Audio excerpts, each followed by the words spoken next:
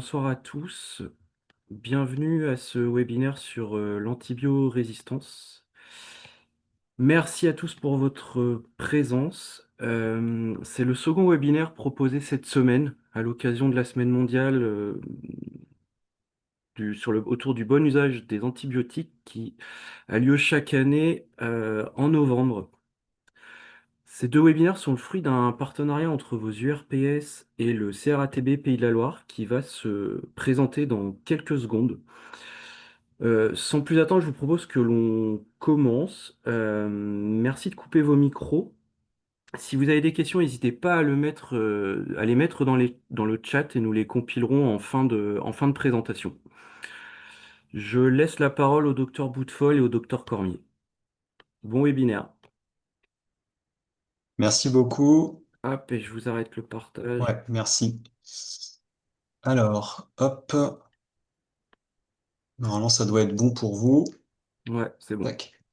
Donc, bonsoir à toutes et à tous. Donc déjà un grand merci aux URPS pour l'organisation de ces deux webinaires, effectivement à l'occasion de la semaine mondiale de lutte contre la résistance aux antimicrobiens.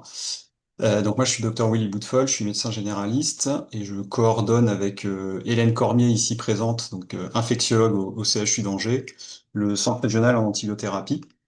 C'est un webinaire qui se veut et qu'on a voulu aussi avec les URPS pluriprofessionnels.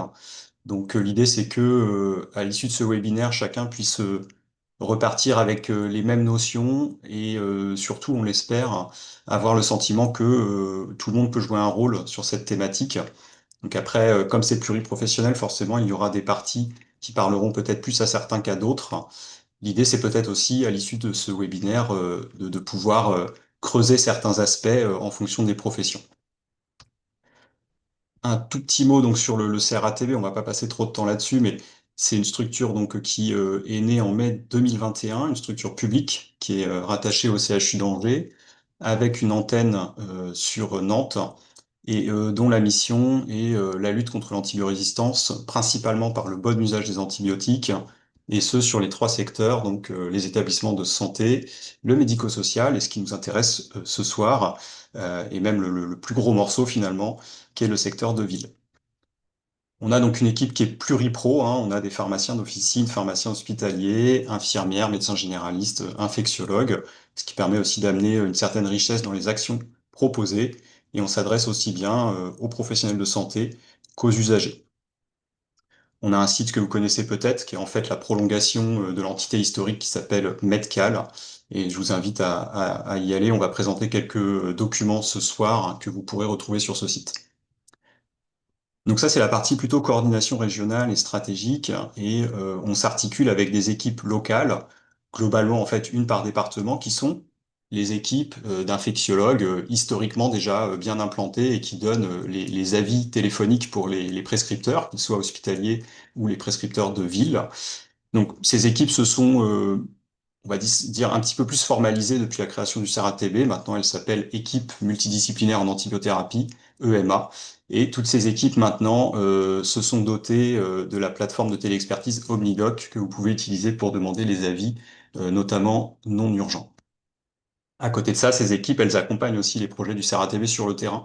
Et donc, vous pouvez être amené à les rencontrer pour certaines actions de formation, notamment en ville.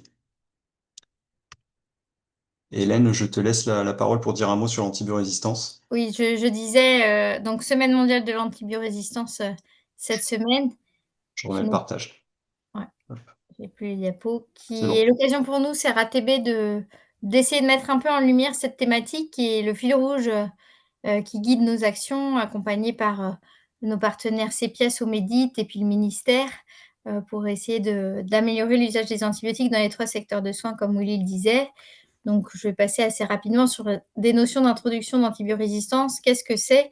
Il y a une bactérie résistante, c'est une bactérie qui est soit naturellement, mais surtout qui devient résistante à un ou plusieurs antibiotiques par des mécanismes d'acquisition qui se passent surtout en lien avec la pression de sélection. Hein. C'est très bien démontré que nos prescriptions et l'administration des antibiotiques à l'échelle collective, elle entraîne le développement de résistance des bactéries aux antibiotiques. Et donc cette pression de sélection, elle est assez multifactorielle. En un, on retrouvera évidemment le soin en médecine humaine, mais on sait également que, les animaux d'élevage, nos animaux de compagnie sont aussi exposés à ces pressions d'antibiotiques. Et on a aussi également une pression environnementale avec, les rejets d'antibiotiques, des établissements de santé et d'autres sources vers, les eaux usées et dans l'environnement. Donc il faut prendre le problème de façon, globale, on dit, sur ces aspects-là, une approche One Health. Et donc évidemment, l'inquiétude et la vigilance des pouvoirs publics sur cette thématique, c'est que ces bactéries résistantes, à terme et sur la progression, elles vont conduire à des impasses thérapeutiques individuelles et des infections même bénignes qui, dans quelques dizaines d'années, pourront peut-être plus, être soignées par des antibiotiques thérapies simples.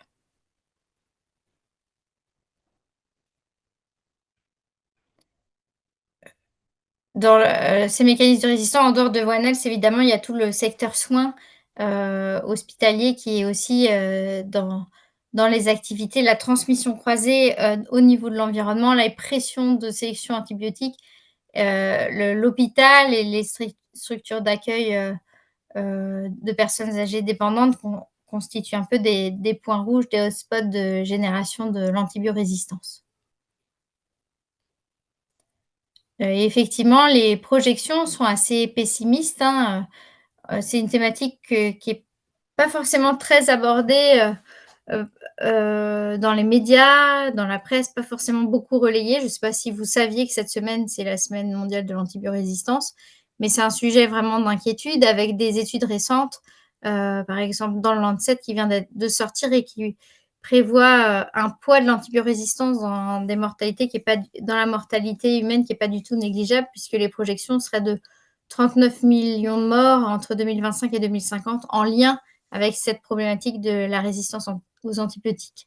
Vous pouvez voir aussi des communications un peu choc là de nos collègues du sud de la France avec cet enfant et ce slogan qui décrit que Elliot décidera d'une otite dans quelques années si on ne se préoccupe pas d'être vigilant sur cette thématique et d'essayer d'activer les leviers pour prévenir le développement de ces résistances. Quelques chiffres en France pour donner un panorama, hein, vous le savez, la France heu, était le 4e plus gros prescripteur d'antibiotiques en Europe. Là, sur les derniers, classements Santé publique France qui vient juste de paraître à l'occasion de la semaine mondiale de l'antibiorésistance, on est même le 2e plus gros prescripteur d'antibiotiques derrière la Grèce. Donc, on a vraiment des progrès, fort à faire en termes de consommation et donc on suit en parallèle de ces consommations évidemment l'impact sur la résistance et on voit émerger en particulier, depuis, plusieurs dizaines d'années cette inquiétude autour de la résistance d'une bactérie, très régulièrement responsable d'infections en médecine humaine qui est Escherichia coli dans la sphère urinaire par exemple, avec des résistances aux antibiotiques de première ligne que sont les céphalosporines de troisième génération et des molécules très utiles aussi en thérapeutique humaine que sont les quinolones avec, vous voyez, des chiffres de résistance importants, en moyenne 13,5 % des souches de colis en France sont résistantes et cette résistance, en parallèle aussi de la consommation antibiotique qui progresse, eh bien, ces résistances sur les courbes du bas, vous voyez en rose les Pays de Loire, où on a quand même globalement en région des chiffres un petit peu meilleurs qu'à l'échelle nationale, mais une progression de la prévalence de ces résistances. Et donc, effectivement, ça illustre le message que je vous ai passé tout à l'heure de notre classement.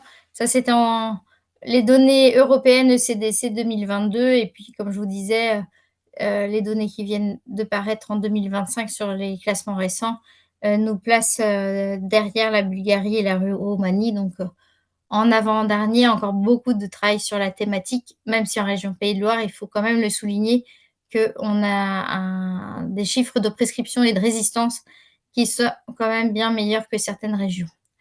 Et puis donc avec ce schéma où on montre que la prescription d'antibiotiques sur la dernière décennie est plutôt sur une dynamique un peu de diminution, mais vous voyez qu'après l'ère Covid, c'est remonté. Donc il y a toute une politique globale, collective de santé publique à mener autour, de la surprescription et de guider les bonnes prescriptions.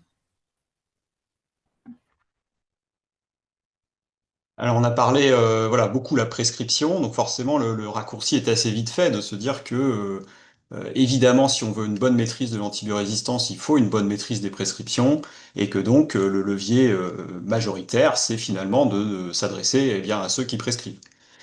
Alors, dans un monde un peu simpliste, on a ce schéma-là, c'est-à-dire un patient qui consulte avec des symptômes, on fait un diagnostic d'infection, on suit les recommandations qui sont quand même assez bien fichues en France, et derrière on donne le bon traitement, le bon antibiotique, ou pas d'ailleurs. Donc ça, c'est effectivement faire un raccourci aujourd'hui dans la manière dont sont pris en charge les patients, et notamment sur le secteur ville, avec pas mal de problématiques propres à ce secteur, et un raccourci qui occulte tout un tas d'éléments qui vont venir en fait influencer la décision de prescrire, et si oui, de prescrire telle ou telle molécule. Et donc on va voir justement dans le reste de ce diapo quatre éléments parmi tant d'autres qui influencent fortement les prescriptions. Et on va voir qu'en fait, il y a certains de ces éléments qui sont du ressort de tout professionnel de santé et pas uniquement des professionnels prescripteurs. Alors, on voulait vous proposer pour démarrer un petit quiz justement pour rester sur la thématique angine, thématique qui paraît quand même ô combien banale. Et donc peut-être dans le chat vous proposer de répondre à ce quiz avec 6 propositions et peut-être de noter celle qui vous semble juste. Première proposition, la fièvre est spécifique d'une angine bactérienne. Numéro 2, on peut sans arrière-pensée utiliser le TROD pour rassurer un patient présentant une pharyngite qui présenterait en pharmacie ou chez le médecin. Est-ce que sur un tableau d'angine érythématopultacée avec un TDR négatif, on peut quand même instaurer une antibiothérapie en se disant que certes, c'est peut-être pas du streptocoque A, mais ça peut être un autre streptocoque? Est-ce qu'en cas d'angine bactérienne, il faut forcément une antibiothérapie pour guérir? Est-ce qu'en cas d'angine bactérienne, il faut rapidement mettre l'antibiothérapie pour éviter le risque, on va dire, historique de rhumatisme articulaire aigu? Et enfin, toujours dans le cas d'une angine bactérienne, eh bien, le fait de traiter par antibiotique diminue fortement le risque de complications locales, à savoir phlegmon ou abcès. Je veux bien que tu checkes éventuellement, Hélène, les réponses, parce que je voudrais pas tout quitter en regardant le chat, si tu y as accès. Oui. Oui, oui, Sinon, on je peut peut-être vérifie. répondre à l'oral pour ça, si vous êtes OK. Allez-y, si c'est pas la Oui, cacophonie, allez. on peut. Ouais. S'il y a des gens qui veulent se lancer. Dans le chat, j'ai 5 et 6. En cas d'angine, on met rapidement une antibio pour éviter le rhumatisme, et en cas d'angine, l'antibiothérapie diminue fortement le risque de phlegmo-abcès. Alors une autre réponse qui consolide, la proposition 5 et 6 et qui ajoute, qu'en cas d'angine bactérienne, on peut pas se passer des antibiotiques pour guérir. La 4, quoi. Ok. Ouais. Est-ce qu'il y a éventuellement des commentaires par rapport à Moi, ces je suis pas d'accord. réponses? Ok, Je suis bah, pas d'accord. c'est le moment de le dire. Euh, pour la 5, les risques de RA et de glomérulonéphrite, je crois, c'est Hmm. l'autre, sont quasi, ils sont pas inexistants, mais ils sont extrêmement faibles. Et l'antibiothérapie empêche pas. Enfin, il y a des pays, notamment les pays scandinaves, je crois, qui prescrivent même plus d'antibio sur les angines, justement parce qu'on a des sociétés qui ne voient quasiment plus ces complications. Hmm. Alors effectivement, ça illustre bien ce cas-là, finalement, pourquoi il y a des recos qui disent qu'il faut prescrire ou pas une antibiothérapie et quel est le rationnel qu'il y a derrière ces recommandations. Et en fait, notamment, le cas de l'angine est assez intéressant parce que le rationnel de l'antibiothérapie est peut-être pas là où on le pense et finalement fait appel aussi à nos propres croyances, à nos propres craintes en tant que soignants. Et effectivement, dans cette situation, en fait, aucune proposition est juste. Pour la 1, bah, tout simplement parce que ça, donc, vous le savez, la fièvre n'est pas du tout spécifique d'une étiologie en particulier. Ça peut être aussi bien viral que bactérien. que faire des TROD en se disant que potentiellement, comme ça, on va rassurer le patient, bah, faut penser au risque de faux positifs avec les porteurs asymptomatiques de streptoa.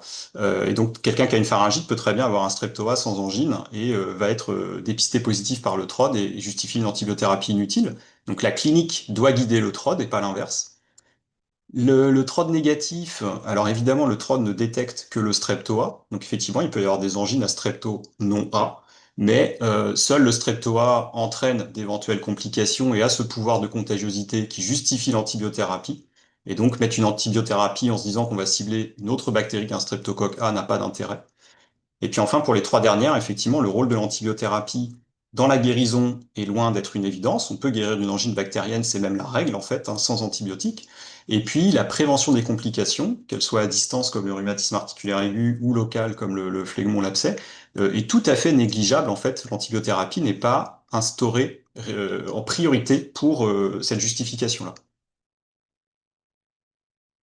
Donc tout ça, comme je vous le disais, pour dire que la prescription d'un antibiotique, l'attente d'un antibiotique, elle découle de tout un tas de représentations qu'on a. Alors évidemment côté patient, et ça il y a encore énormément de boulot comme on va le voir, mais aussi côté soignant, puisque on n'est pas à l'abri, nous, d'avoir aussi des croyances et des représentations par rapport aux infections, les complications qu'elles peuvent avoir, et le rôle de l'antibiothérapie dans tout ça. Quelques chiffres que je voulais vous montrer pour illustrer les croyances tenaces hein, des patients. Alors là, c'est une enquête qu'on avait menée en lien avec une MSP de Mayenne à leur demande. Ils voulaient faire un petit sondage auprès de leurs usagers pour connaître un petit peu leurs connaissances et leurs croyances. Parmi les questions, il y avait celle-ci, hein, d'après vous, les antibiotiques sont efficaces sur plusieurs types de situations. Et vous voyez que dans la bronchite, pardon, ils étaient encore 40% à juger que c'était utile. 30% disaient que l'antibiothérapie permettait de guérir plus vite. Et un quart pensait que si la fièvre durait plus de 3 jours, il fallait une antibiothérapie.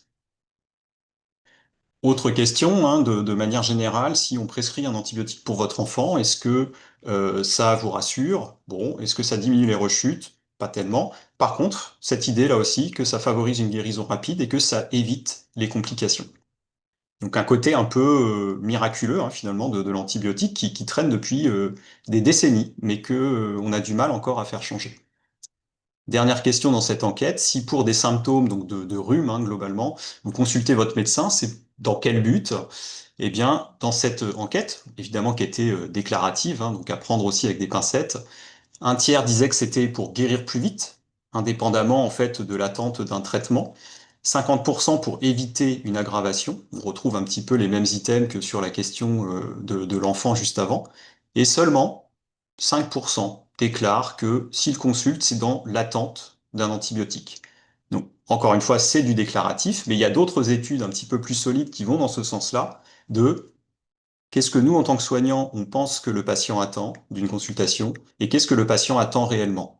Et comme ces éléments-là sont pas toujours objectivés, sont pas toujours discutés explicitement, et ben, il y a des quiproquos, et notamment sur cette attente d'antibiotiques, où il est bien montré que les soignants surestiment l'attente d'un antibiotique par le patient. Et que le patient, souvent, il attend évidemment beaucoup de choses de la part du soignant, mais pas forcément un antibiotique dans ces situations. Ici, c'est une étude alors qui remonte un petit peu, c'est le début des années 2000, mais malgré tout, les conclusions sont toujours d'actualité. Elle s'était intéressée en fait à tous les facteurs qui pouvaient nous influencer en tant que soignants dans la prescription d'un antibiotique, alors que, au départ, en entendant le patient, en l'examinant, on n'était pas du tout convaincu de l'utilité de cet antibiotique. Et pourtant, en cours de consultation, on va douter et potentiellement à la fin prescrire. Donc il y a, sans surprise, beaucoup de facteurs hein, qui nous influencent sur une prescription qu'on jugeait pourtant inutile au départ. La demande explicite du patient, évidemment.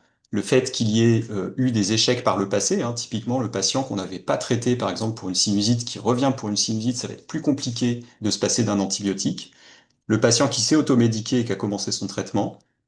Un contexte familial difficile, une période de deuil ou de surmenage professionnel, où on va être plus enclin à ne pas rajouter un fardeau supplémentaire à ce patient.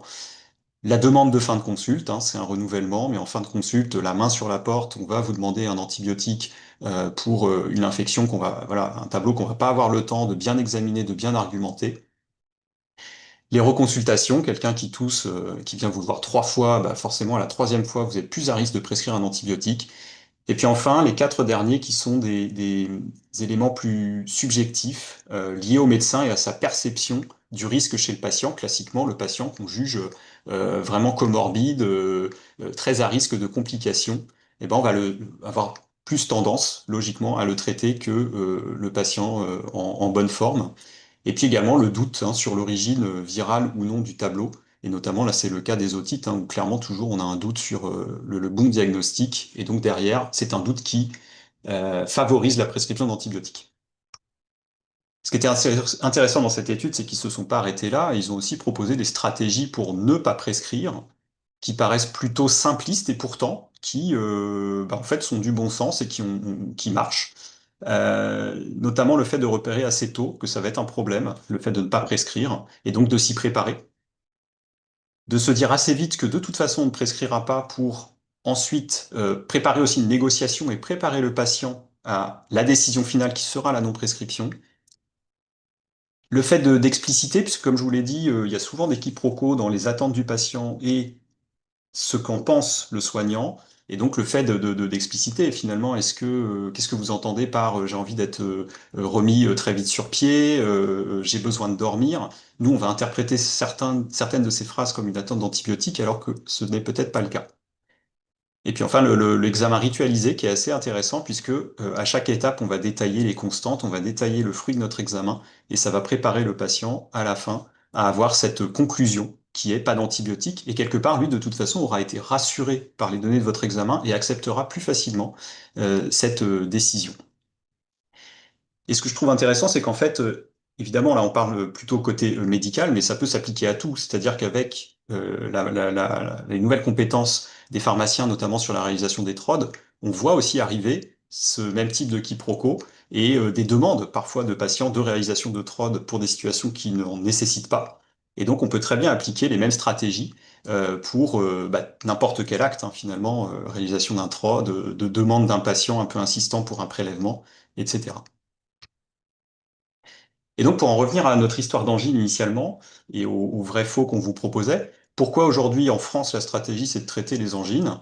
Pour la prévention des complications, donc type RAA, bah non, c'est pas la justification parce que, comme le disait notre collègue, c'est une complication qui aujourd'hui est rarissime et peut-être que l'antibiothérapie a joué sur le déclin de ces complications, mais en tout cas le rôle n'a pas été explosif.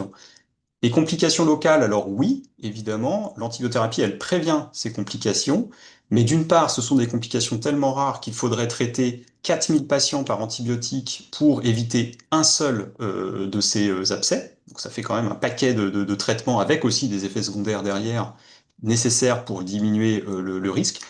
Et il y a aussi des abcès qui surviennent sous antibiotiques, hein, c'est même souvent comme ça aussi que ça se passe, des patients quand même sous antibiotiques qui vont déclarer un abcès.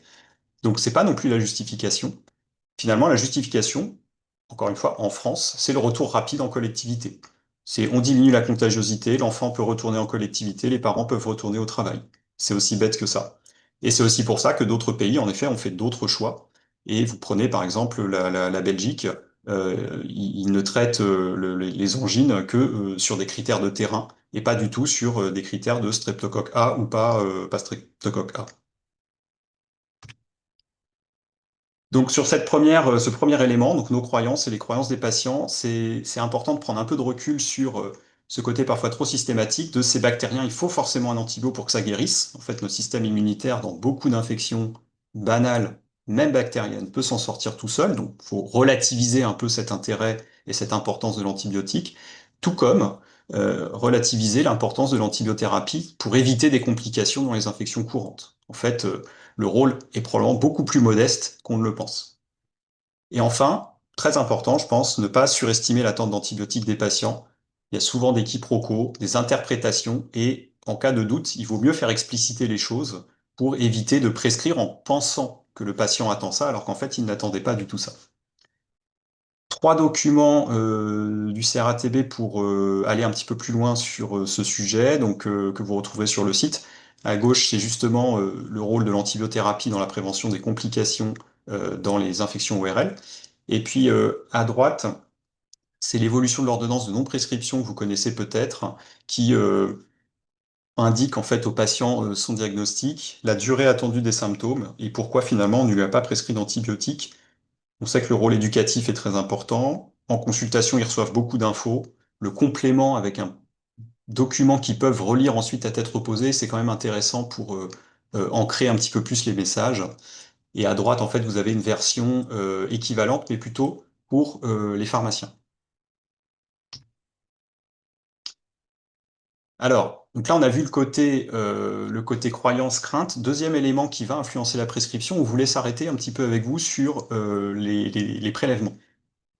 Et je redonne la parole à Hélène. Merci Willy. Donc c'est essayer de continuer cette réflexion autour de tout ce qui peut participer dans notre environnement soignant à améliorer l'usage des antibiotiques et le bon usage diagnostique, c'est-à-dire utiliser les stratégies de prélèvement, de démarche diagnostique à bon escient, c'est aussi un élément très important.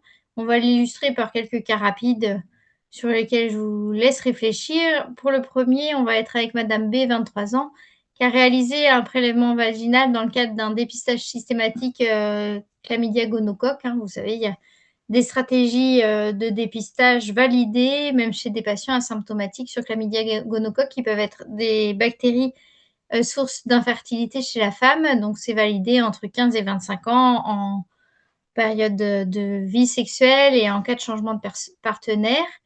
Donc, vous avez le médecin qui s'occupe de Madame B a réalisé la prescription de PCR chlamydia gonocoque sur ce prélèvement vaginal. Et puis, vous recevez ce résultat vous révélant qu'il n'y a pas de présence en PCR de chlamydia et gonocoque, mais l'identification d'un autre germe de la flore vaginale, Mycoplasma genitalium. Donc là, quelle serait votre attitude? Est-ce que vous choisissez de traiter plutôt par un macrolide, par une fluoroquinolone? Est-ce qu'on choisit de ne pas traiter? Finalement, Madame B ne se plaignait de rien, ou est-ce que vraiment là, vous doutez et vous préférez appeler un expert infectiologue? Je vous laisse éventuellement répondre dans le chat ou prendre la parole si vous avez un avis sur cette question, qui est très effectivement médicale.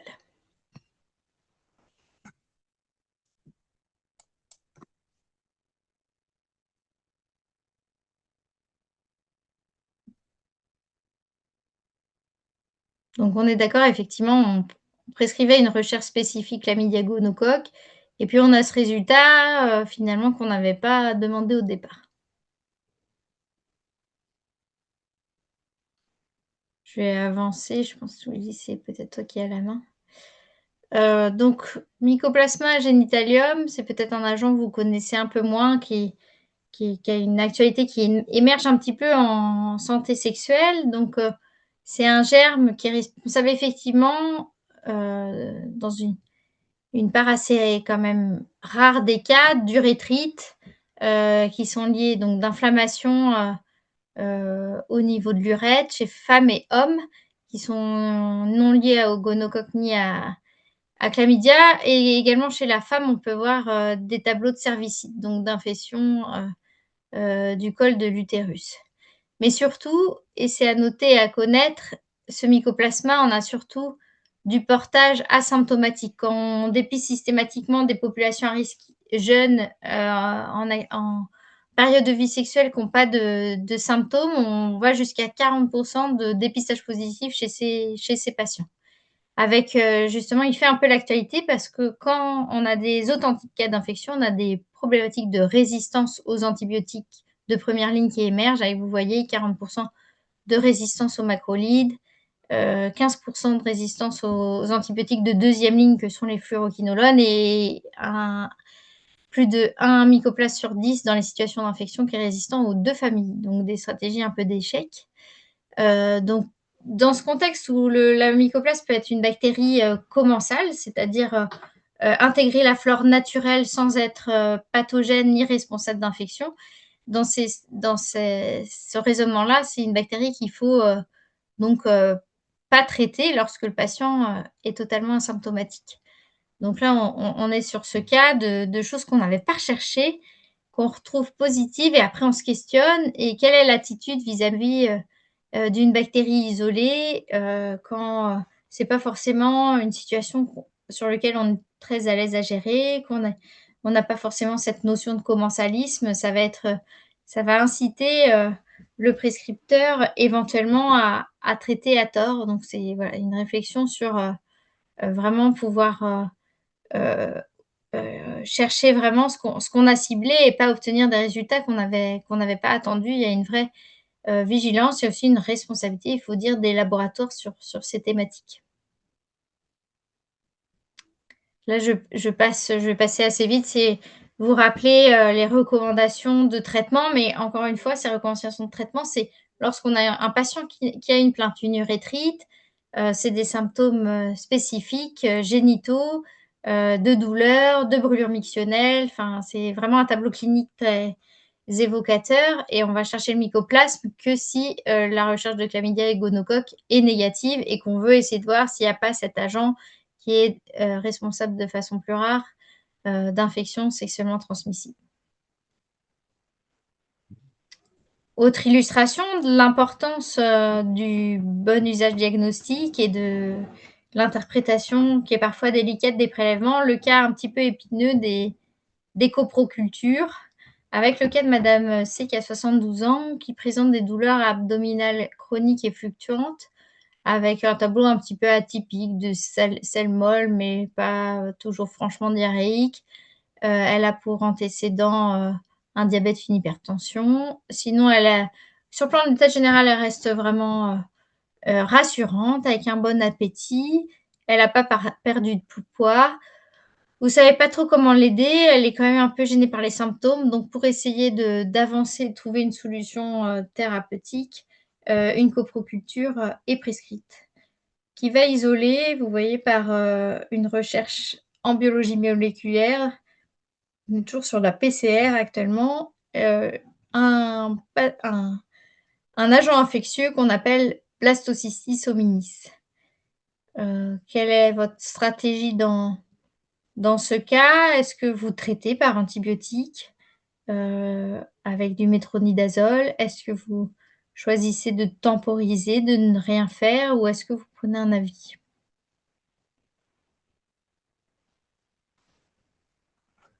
Moi, j'appelle un ami. Vous Je appelez connais un pas, ami. je connais pas le germe, donc OK. Bon, après. Bah, ça, c'est une bonne stratégie? en cas de Pardon. doute, c'est probablement le mieux à faire, en effet, plutôt que de Après, prescrire. moi, je suis pharmacienne, donc de toute façon, c'est pas moi qui décide, mais si je le connais pas, j'appelle un ami. Oui. On parlait des EMA, équipes municipales d'antibiothérapie, qui sont dans chaque département des Pays de Loire et on est là aussi pour ça, pour appuyer les doutes et aussi vous accompagner dans les stratégies et souvent aussi dans le choix de l'abstention thérapeutique quand c'est nécessaire. Donc effectivement, blastocystis, bah, c'est pas simple, hein, c'est pas une réponse tranchée, noir-blanc, faut traiter, pas traiter. On manque encore sans doute de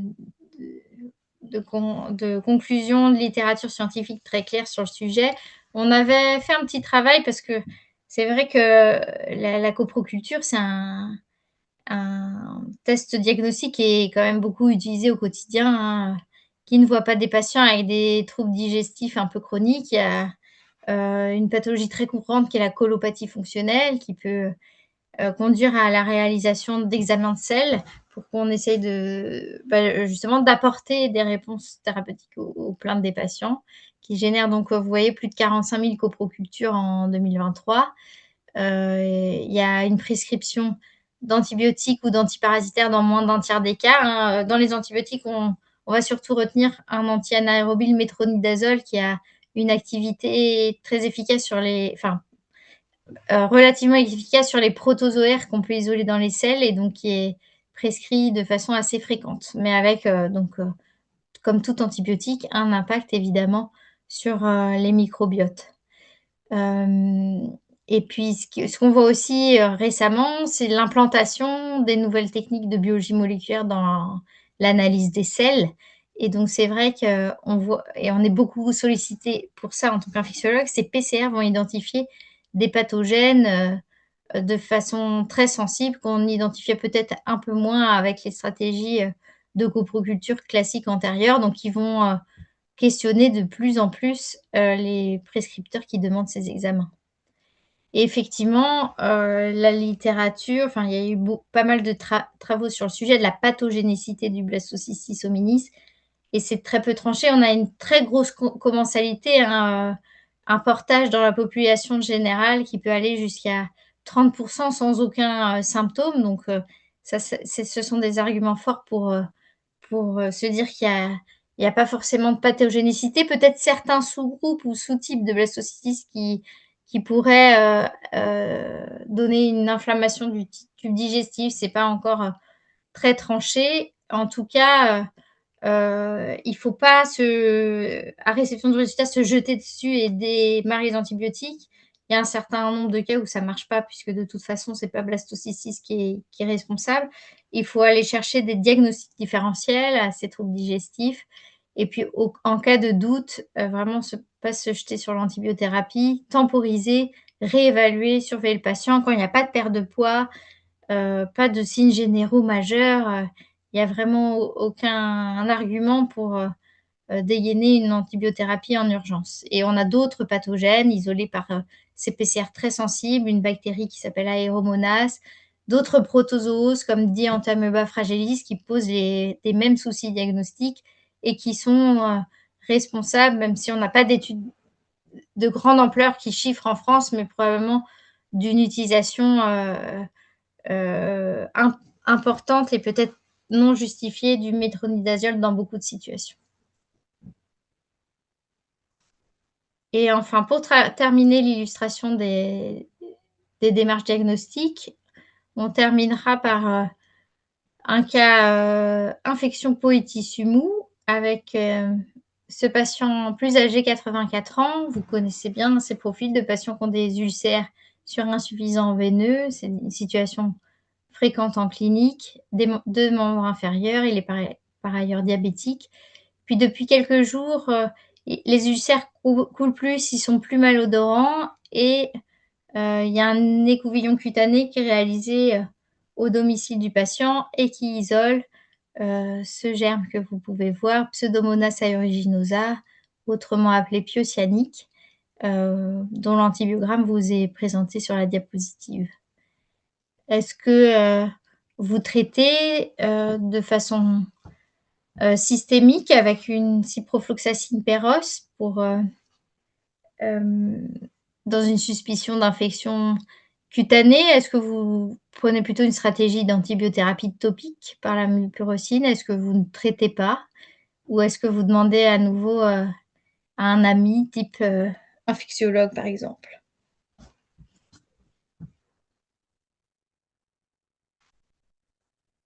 Ça veut dire quoi SFP pour les noobs? Sensibilité? Ah oui, je pas précisé, donc c'est sensible à forte posologie. Ah ok, c'est les fortes doses, ok. Oui, tout à fait.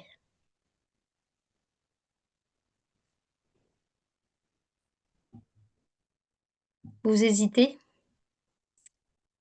Donc ça a beaucoup progressé quand même. On est bien moins appelé sur le BIP pour des écouvillons réalisés sur des plaies chroniques.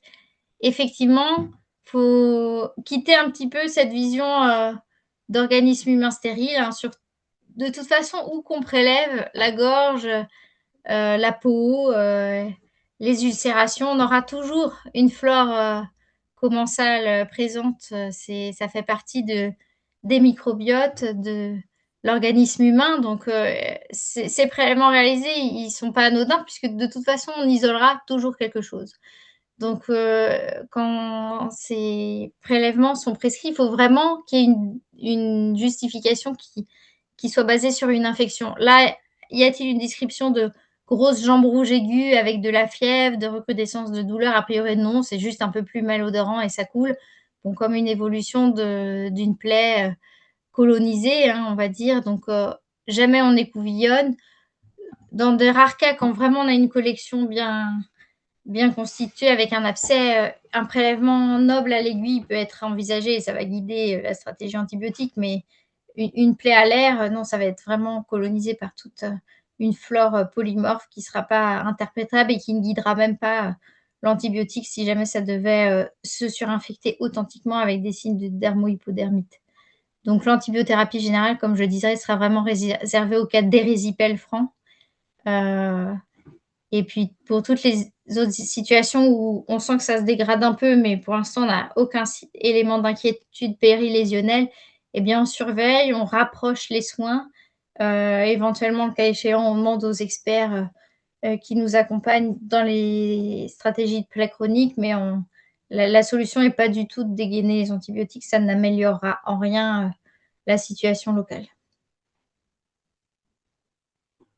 Et puis les antibiotiques locaux, pardon, j'ai pas parlé, mais ils n'ont pas leur place non plus. C'est vrai que c'est pas anodin, hein, ces antibiotiques locaux. On a une claire démonstration, par exemple, de l'implication de l'émergence des SARM en cas d'utilisation d'acide fusidique, enfin en crème, la fusidine.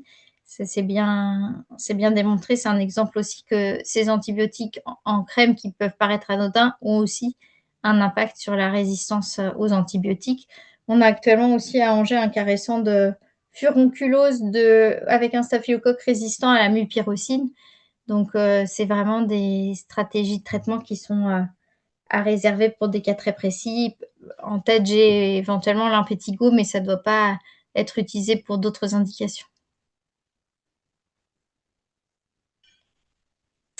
On a des outils et des capsules que, si vous êtes intéressé par les thématiques, peuvent être relayées et visionnées avec nos collègues de dermatologie du CHU d'Angers, l'équipe spécialiste des plaies chroniques, qui avait fait des vidéos enregistrées. Vous retrouverez sur le site du CRATB sur les diagnostics différentiels qui ne sont pas toujours simples entre la dermite de stase liée à l'insuffisance veineuse et aux difficultés du drainage lymphatique par rapport à l'érysipèle, puisqu'on a parfois des grosses jambes rouges et il est difficile de distinguer infection et dermite de stase. Et puis, une vidéo aussi sur la prise en charge globale des plaies chroniques avec les grands groupes de pansements à proposer en fonction des types de plaies, qui est proposé par le docteur Nina Sig du CHU d'Angers.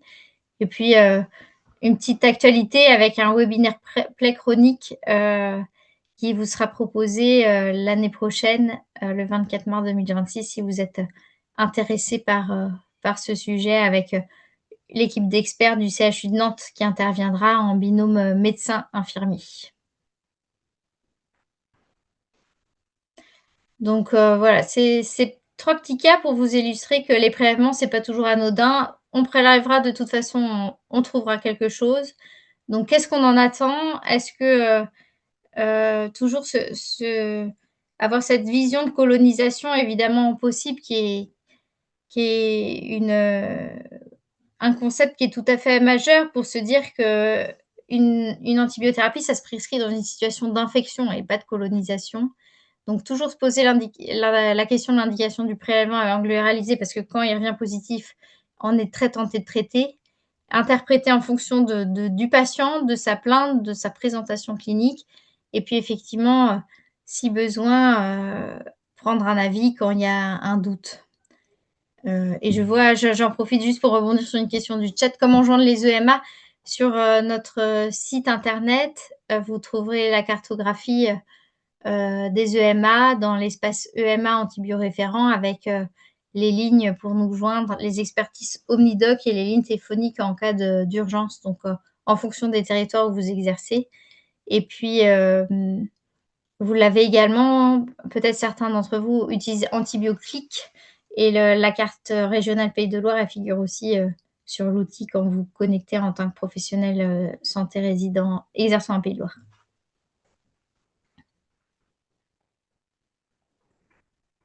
C'est vrai qu'on aurait pu dire la même chose aussi avec le CBU, hein. On n'a pas fait de cas autour de l'urine, mais c'est exactement la même réflexion que ce que vient de proposer Hélène autour des prélèvements urinaires. Pour le troisième point, on proposait de refaire un petit focus sur l'allergie, puisque l'allergie, c'est aussi une problématique bon usage des antibiotiques, puisque forcément, avec un patient étiqueté allergique, on va se priver de molécules de première intention qui sont souvent des molécules moins génératrices de résistance, pour se rabattre sur des macrolides, des C3G.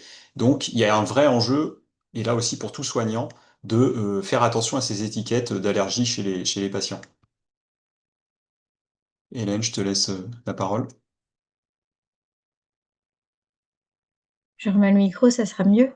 Donc effectivement, c'est une vraie problématique, hein, puisque vous avez un patient sur 10 qui se déclare allergique et finalement, dans ces patients déclarés, il y en a qu'1%. Les études montrent bien qu'il y en a qu'1% qui l'est réellement lorsqu'on fait les tests allergologiques. Donc c'est un vrai sujet, puisque être étiqueté allergique à tort, et c'est bien démontré aussi par la littérature scientifique, expose à utiliser des antibiothérapies moins efficaces. Donc c'est vrai que quand on a des infections sévères chez un allergique, qui n'a pas été, exploré, bah, ça nous pose vraiment des soucis, de prise en charge à l'hôpital, c'est très clair. Hem, donc potentiellement moins efficace. Bon, en médecine communautaire, c'est pas toujours très grave, mais à l'hôpital, sur les situations sévères, c'est vraiment questionnant.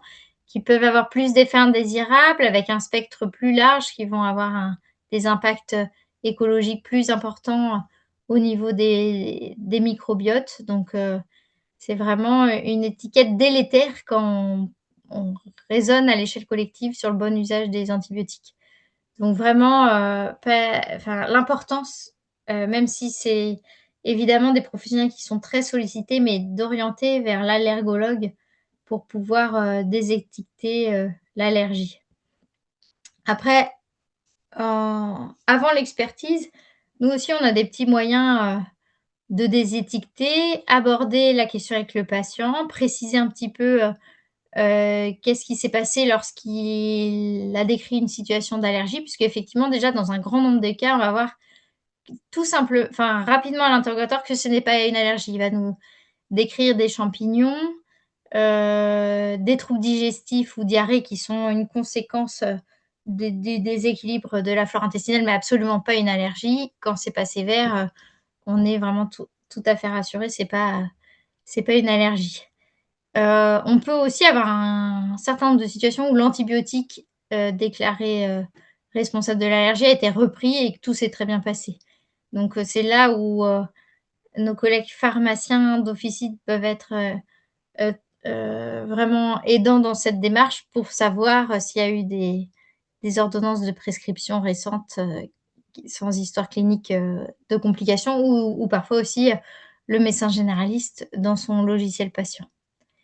Et puis, vraiment sensibiliser le patient, hein, dans soignant, on est tous un petit peu, on peut tous être porteurs de ces messages que si l'histoire est floue et bien, il faut vraiment la l'élucider avec, un professionnel, ou un allergologue si l'histoire est peut-être, perçue un petit peu comme ayant été sévère. Il y a, éventuellement des pistes de réintroduction, orale au cabinet, des stratégies qui peuvent se déployer. Willy, je te laisse préciser un petit peu, ce point que tu connais mieux que moi. Là, c'est effectivement, alors il n'y a pas encore de recommandations claires sur le sujet et le collège d'allergologie est en train de se prononcer, mais des études montrent que notamment chez l'enfant, les tests de réintroduction au cabinet sont extrêmement fiables, même par le médecin généraliste sans aucune complication. Et plus récemment, des allergologues, notamment nantais, ont fait une étude auprès de patients qui ont été réintroduits en consultation d'allergologie directement, avec un tri sur le terrain. Et sur 600 patients réintroduits, pardon, où ils ont fait le test de réintroduction, il n'y a eu aucun effet secondaire. Donc, ce qui pourrait aussi ouvrir la porte à des tests de réintroduction en ville directement, sous réserve évidemment d'une bonne sélection des patients avant, avec des critères très précis pour sélectionner ceux qui, en fait, ont un risque ultra faible d'une vraie histoire allergique. Donc, il y a une étude qui va démarrer, on l'espère bientôt, en Pays de la Loire, justement, sur ce sujet-là, et peut-être derrière un protocole régional, voire plus, pour pouvoir s'emparer du sujet quand on voit les difficultés aussi d'accès à l'allergologue.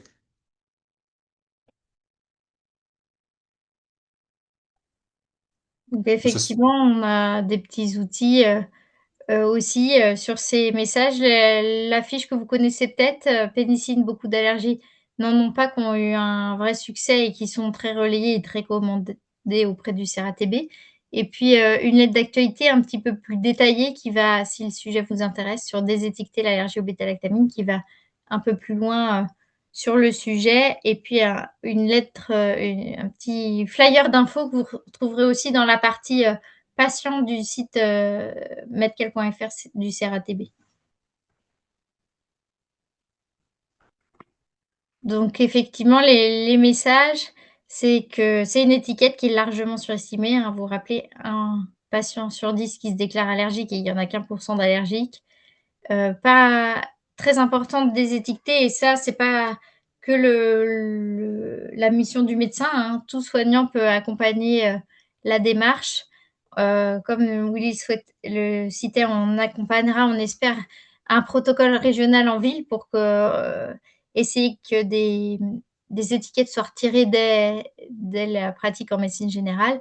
Et puis on va aussi vous proposer, partenariat avec, les URPS, un webinaire, ciblé sur l'allergie. L'année prochaine, on diffusera l'info, plus précise, ça sera au printemps.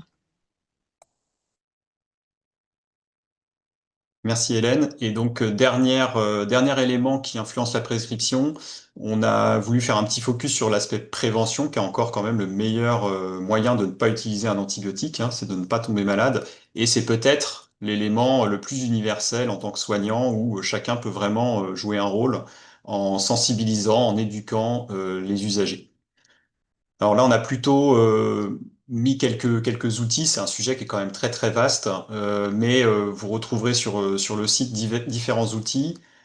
À gauche, les ordonnances pour infection virale qu'on a déjà abordées en début de topo, donc pour essayer de faire comprendre aux patients son diagnostic, pourquoi un antibiotique n'est pas nécessaire, et surtout très important, combien de temps vont durer ces symptômes pour éviter des reconsultations inutiles. Donc une version médecin, une version pharmacien. On avait fait un partenariat avec le youtubeur Widoc pour une vidéo autour de la toux, et notamment ces toux qui vont traîner longtemps et qui vont entraîner des craintes, des reconsultations et parfois des prescriptions. C'est une vidéo qui est sous-titrée, donc qui pourrait être affichée dans les officines s'il y a des écrans ou les salles d'attente si des écrans sont présents. À droite, une affiche pour sensibiliser dans les salles d'attente ou les lieux de soins sur la durée de la toux, encore une fois, donc autre format pour le même sujet. Ces outils sont commandables hein, sur le site de Medcal. Il y a un onglet outils où on peut passer une commande directement et on va dire dans la limite des stocks, on s'engage à imprimer et livrer ces outils en région Pays de la Loire. Toujours avec White je vous encourage vivement à aller voir les vidéos qu'il a pu faire sur la fièvre, qui sont vraiment très bien. Entre idées reçues et fièvre de l'enfant, qui sont quand même des éléments hyper importants par rapport aux croyances qu'on a pu évoquer aussi en début de topo. Et sur Antibiocrique, il faut savoir que ça se diversifie un petit peu. Il y a toujours évidemment cet arbre décisionnel pour trouver la bonne antibiothérapie pour la bonne infection. Mais il y a de plus en plus d'outils qui s'ajoutent sur le site. Et donc, faut pas hésiter à aller consulter cette partie-là, outils, et notamment, entre autres, hein, il y en a beaucoup d'autres, mais un outil aussi de fiches sur la fièvre de l'enfant. Comme Hélène le disait, maintenant il y a une sectorisation hein, des connexions et donc on a un partenariat avec Antibiocrique qui relaie en fait aussi certaines actualités du CRATB et donc un accès pour les professionnels exerçant au Pays de la Loire à certains contenus sur Antibiocrique propres aux créations du CRATB Pays de la Loire. Toujours sur Antibiocrique, cette fiche autour du microbiote intestinal dont on a pas mal parlé quand même au cours de ce topo. Donc si vous voulez en savoir un petit peu plus et peut-être aussi apporter des éléments de discussion avec les patients, c'est quand même un argument auquel ils sont assez sensibles en cette période quand même de One Health, comme évoquait Hélène en introduction. Ce côté préservation du microbiote est un bon argument pour discuter des antibiotiques. À droite, des outils usagés qui donc sont sous un format incollable, assez ludique, hein, donc avec des questions vraiment comme dans le jeu initial, qui permettent aussi soit de faire patienter en salle d'attente ou à l'officine, soit d'engager peut-être une discussion soit pourquoi pas à ramener chez soi le soir pour passer un bon moment et gagner un peu en compétences. Donc il y a deux versions, une junior, une adulte. Et là aussi, on peut en commander sur... alors, c'est pas sur le site directement, c'est en passant par nous pour pouvoir en avoir des exemplaires. Et enfin, ça c'est une des dernières productions réalisées par les collègues de l'antenne nantaise du CRATB en partenariat aussi avec une CPTS. C'était la demande de cette CPTS de refaire un peu le point sur le calendrier vaccinal. Alors évidemment, il existe déjà beaucoup de supports, mais ils avaient des attentes assez précises pour ajouter des choses par rapport à l'existant. Et donc voilà, un outil tout neuf sur la vaccination qui pourrait aussi, si vous le souhaitez, vous être proposé. Et donc, je voudrais juste finir sur ces histoires de partenariat, parce que donc là, dans beaucoup des outils qu'on vous a présentés sont en fait issus de collaborations avec des MSP ou des CPTS qui avaient des projets précis et qu'on a pu accompagner pour créer des documents. On propose en fait un programme donc, qui s'appelle Fantasio, qui est à destination plutôt des structures d'exercice coordonné, parce que comme le webinaire finalement de ce soir, l'idée c'est d'avoir une approche assez pluripro de cette thématique du bon usage des antibiotiques, pour que toute l'équipe ait envie d'aller dans le même sens et fonctionne en synergie dans ce but commun.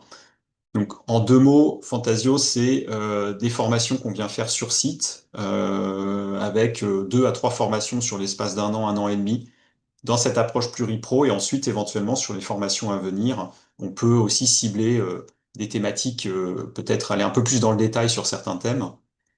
On vous propose un catalogue d'outils comme certains qu'on a pu vous montrer ce soir, notamment donc des outils à destination des patients. On travaille éventuellement des outils s'il y a des choses que vous voudriez pour votre territoire. Et puis on a aussi un appui sur le côté un peu plus administratif s'il y a besoin pour valoriser dans les ACI, s'il y a besoin pour la rédaction de protocoles, s'il y a besoin d'indicateurs, comme Hélène vous présentait en préambule. On peut avoir certains des indicateurs de consommation d'antibiotiques à des échelles type CPTS ou communauté de communes. Donc ça aussi, on peut vous en fournir et surtout vous aider peut-être dans l'analyse. Donc n'hésitez pas, c'est un programme qu'on propose sur l'ensemble de la région avec donc une quinzaine là, d'établissements qui ont commencé à travailler avec nous sur le sujet. On a des référents par département, donc vous pourrez retrouver sur la diapositive les professionnels à contacter si jamais c'est quelque chose qui vous intéresse pour votre structure. Après, évidemment, on n'est pas non plus fermé, hein. On accompagne aussi, par exemple, un groupe de médecins généralistes qui voudraient faire de la formation. Enfin, ça se veut pluripro, mais on est ouvert après à toute proposition selon vos souhaits, à partir du moment où vous êtes motivé. Donc, en conclusion, j'espère qu'on vous aura convaincu que la prescription, c'est une chose, mais dans le bon usage des antibiotiques, en fait, il y a beaucoup d'autres choses qui gravitent autour, et que ce soit l'impact d'un bon prélèvement, le rationnel d'une bonne prescription en fonction des craintes et des croyances, la bonne communication qu'on n'a pas abordée, hein, mais entre soignants qui influence aussi largement les prises de décision, le problème de l'allergie, le problème de la sensibilisation et de l'éducation des patients qui, en fait, et sur vraiment un large panel de tout ce qui touche à l'infectiologie, et ben en fait, voilà, le bon usage des antibiotiques et la lutte contre l'antibiorésistance, ça concerne tout le monde, usagers compris, et que la prescription n'est pas aussi simple que le fait d'avoir une infection et d'y apporter une réponse par un antibiotique. Entre deux, en fait, il y a beaucoup d'écueils qui peuvent se poser, mais que tous ensemble, c'est des écueils auxquels on peut répondre, même si on n'est pas prescripteur. Merci pour votre attention, et puis on va pouvoir éventuellement prendre les questions dans le chat auxquelles on n'aurait pas déjà répondu. Alors, effectivement, il y a quelques petites questions. Il y a quelqu'un qui demande un avis sur les prescriptions suivantes. Phosphomycine, un sachet par semaine pendant plusieurs mois. Célexide, un comprimé tous les 2 jours pendant des mois. Et un sachet de phosphosidouleur ou gène prescrit par un néphrologue. Doxycycline pour l'acné pendant plusieurs mois. Azithromycine 3 fois par semaine durant la période hivernale. Merci pour votre retour. Voilà, on est sur des situations précises, donc peut-être qu'on manque aussi un peu d'éléments. Après, à vue de nez, alors, phosphomycine, un sachet par semaine pendant plusieurs mois, dans la prophylaxie de cystite récidivante, c'est un schéma qui peut être proposé, sous réserve normalement d'avoir éliminé certains critères et notamment des problèmes urologiques ou gynécologiques. Donc le schéma est possible. Après, il faudrait voir le contexte. La deuxième proposition sur le Selexid, un comprimé tous les 2 jours, je pense que c'est tout à fait discutable, voilà, quel que soit le contexte. La doxycycline pour l'acné, alors il faut savoir que normalement elle est limitée à 6 mois et que si on a une acné résistante malgré de la doxy prise pendant 6 mois, normalement il faut passer à l'échelon supérieur. Donc on ne devrait plus voir de la doxy traîner pendant 2 ans pour des acnés. Et le dernier, azithromycine 3 fois par semaine durant la période hivernale. Alors, il y a des schémas de prophylaxie dans des infections respiratoires récidivantes sur des terrains, par exemple, de mucoviscidose ou de dilatation des bronches, où on peut voir des macrolides comme ça en préventif. Après, dans ce cas-là, c'est pas une limitation à la période hivernale. Je sais pas si Hélène, t'as des... Mm. Effectivement, dans la dilatation des bronches, il peut y avoir des schémas macrolides un peu prolongés. Mais c'est vrai que sans avoir les antécédents et le contexte de prescription, c'est un peu difficile. Si c'est sans terrain particulier, c'est quand même très questionnant, ouais. Effectivement, c'est ce que vous soulevez là, c'est les antibioprophylaxies et la dernière enquête nationale de prévalence sur les antibiotiques en EHPAD soulève quand même une grande augmentation de ces stratégies d'antibioprophylaxie. On peut questionner vraiment leur indication, mais ça, à travers une enquête nationale, on ne peut pas le faire.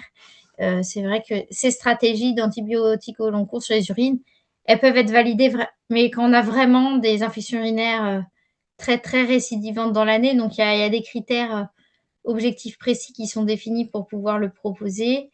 Ce qui est important, c'est que ça se réévalue, hein. Si ça marche, tant mieux pour les patients éligibles, mais quand ça ne marche pas, eh ben, on n'expose pas un antibiotique qui ne sert à rien.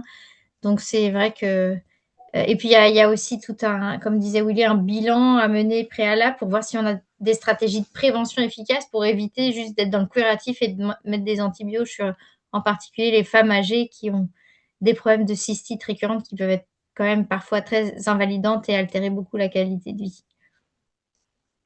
Je peux prendre Ouais, la parole?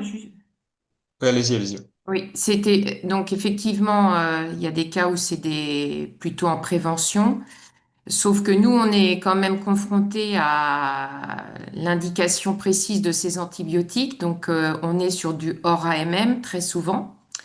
Là, le cas de Selexid, c'est pour un homme. Donc, face aux patients, on est aussi embêté parce que ça veut dire prescrit hors AMM, donc pas de remboursement. Voilà, c'est aussi tout ça sur lequel on est confronté. Et moi, ma question, c'est aussi justement quel est le devenir si on se met à prescrire ces antibiotiques au long cours au niveau de la résistance, puisqu'on en est là, c'est le sujet. Donc, je ne suis pas spécialiste, ni infectiologue, ni je suis pharmacien, mais ça me pose quand même question. La doxycycline, comme vous l'évoquiez tout à l'heure, c'est malheureusement, ils ne suivent pas les recommandations moi, j'étais restée même sur 3 mois de prescription. Voilà, et puis bah, c'est vrai que parfois ça marche, donc en général, ben, les médecins continuent à prescrire, quoi. Mais qu'en est-il après des risques de résistance de tous ces antibiotiques? Parce que là, ça fait quand même déjà 4 molécules. Mm. Oui, tout à fait. C'est tout à fait l'enjeu de toute façon, exposition, euh, toute exposition, quelle que soit la famille d'antibiotiques, va exposer à l'émergence de risques de résistance. Donc, comme on vous l'exposait, excusez-moi, chaque prescription doit être vraiment pesée, mesurée, justifiée. Donc, une des solutions, ça peut être, si vous avez des bons liens avec le prescripteur de votre réseau, de suggérer, d'adresser, je pense au Selexid d'un comprimé tous les 2 jours là, pour le patient, éventuellement prendre un avis infectio pour essayer de voir s'il y a d'autres pistes alternative ou si à cette prescription d'antibioprophylaxie avec tous les guillemets qu'on peut y mettre. Et Et après, sur la problématique de l'AMM, c'est vrai que malheureusement, il y a quand même beaucoup d'antibiotiques qui sont utilisés, notamment par les spécialistes infectiologues, pour de bonnes indications, sauf que malheureusement, l'AMM n'a pas été prévue pour ça, et c'est un problème, effectivement, du coup, après, de remboursement. Et pour prendre, par exemple, la phosphomycine ou le Selexide, c'est déjà utilisé par certains spécialistes dans les infections urinaires de l'homme, alors que oui, ce tout n'est à pas fait. recommandé. Ouais. Mais toujours est-il que ça marche, et donc c'est pas une erreur de le faire à partir du moment où on est un peu alerte sur le sujet. Malheureusement, en effet, la MM, du coup, bah, ça pose problème. Non, mais je suis tout à fait d'accord, hein. Bien sûr, j'ai vu récemment chez l'homme, lui, la proposition de phospho à J0, J3, J5, je crois. Mais voilà, nous, on est tenu à respecter l'indication. Et puis, vous évoquez les échanges avec des spécialistes. On est loin d'être... on veut surtout pas, on refuse pas du tout cet échange, bien au contraire. Et malheureusement, en revanche, on n'a pas souvent la possibilité de contacter ou d'avoir directement le spécialiste. Et c'est bien dommage parce que bah, nous, on se retrouve face aux patients et voilà, et puis on a le remboursement aussi derrière. Enfin, voilà, c'est toujours très compliqué pour nous. Donc, ce serait bien que, oui, ces choses qui se pratiquent parce que c'est efficace, j'entends bien, mais bah, et qu'il y ait des choses de faites pour qu'on aille plus vite, peut-être pour la MM, etc. Qu'on se retrouve pas coincé, nous, dans cette problématique. Je crois que malheureusement, à notre échelle, effectivement, on n'a pas beaucoup de leviers vu les procédures pour l'AMM.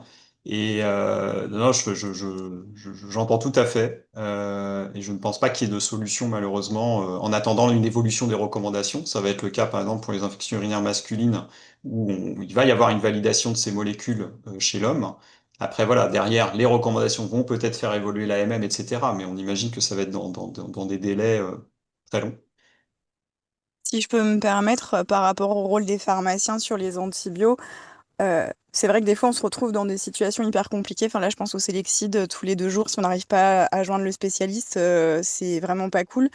Euh, D'un autre côté, comme c'est souvent des schémas de prophylaxie, il n'y a pas d'urgence à délivrer. Et donc, on peut prendre le temps de se dire, bah, je vais pas vous le délivrer tout de suite. Je vais essayer de joindre le spécialiste et éventuellement, en parallèle, essayer de voir si le médecin généraliste a des infos. Et encore en parallèle, appeler le CRATB pour leur demander un avis. Il n'y a pas toujours de caractère d'urgence à la délivrance d'antibio. Et quand les ordos, elles sont vraiment pétées, on a un devoir de refus de délivrance aussi dans l'intérêt du patient. C'est pas toujours facile, mais on peut apprendre à le faire.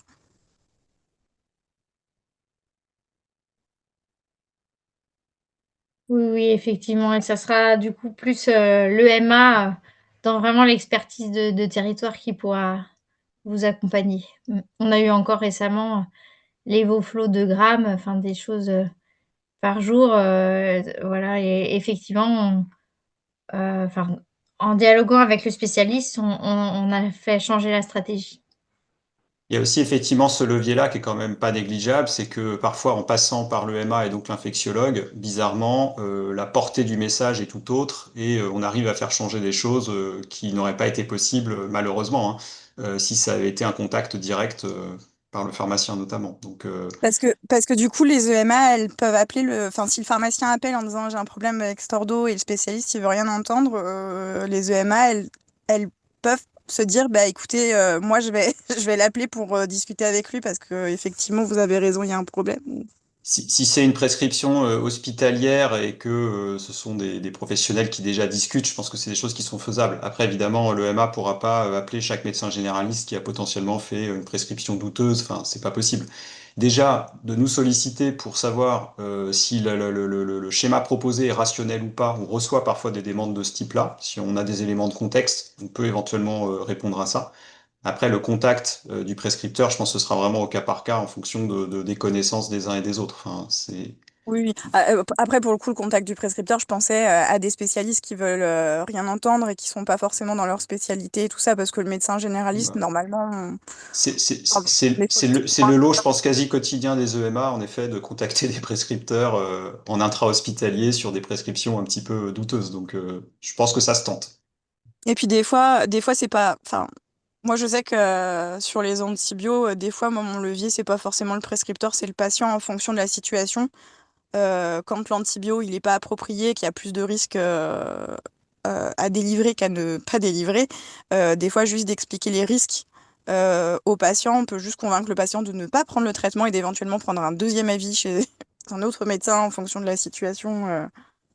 C'est c'est aussi un levier dans certaines situations. Merci pour votre partage d'expérience.